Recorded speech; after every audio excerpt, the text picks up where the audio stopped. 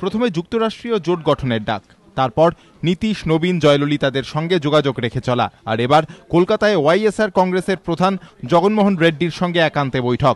2014 লোকসভা নির্বাচন পরবর্তী পরিস্থিতি নিয়ে জল্পনা ক্রমেই উস্কে দিচ্ছেন মমতা বন্দ্যোপাধ্যায়।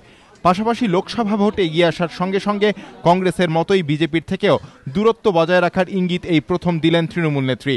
মূল্যবৃদ্ধি প্রসঙ্গে বুধবার বিধানসভায় কেন্দ্রকে কড়া ভাষায় আক্রমণ করে কংগ্রেস বিধায়কদের উদ্দেশ্যে মুখ্যমন্ত্রী বলেন, আপনারা যা করেছেন জনগণ আপনাদের জিরো করে দেবে।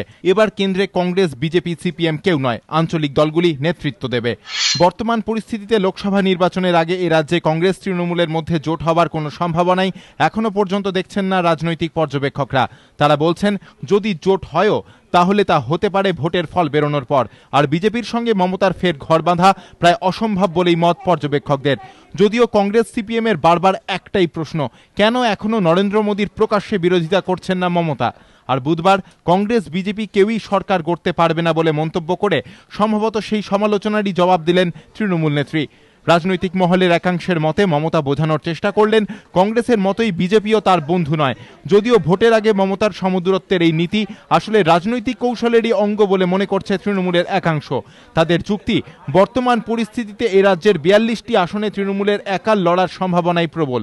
দর কষাকষি যা হবে তা ভোটের পর, তাই দুই জাতীয় দলের কেউই সরকার গড়তে পারবে না বলে মমতা বন্দ্যোপাধ্যায় যে মন্তব্য করেছেন তা আসলে সেই কৌশলেরই অঙ্গ।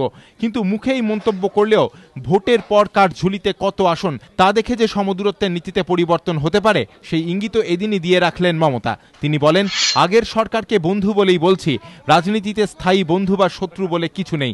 আজ যে আমার শত্রু, আগামীকাল সে যে আমার বন্ধু হবে না তা বলা যায় না। চেয়ার চলে যায়, ক্ষমতা চলে যায়, কিন্তু গণতন্ত্র থেকে যায়। শত্রুর শত্রু আমার বন্ধু, এই তত্ত্বে আমি বিশ্বাস করি না।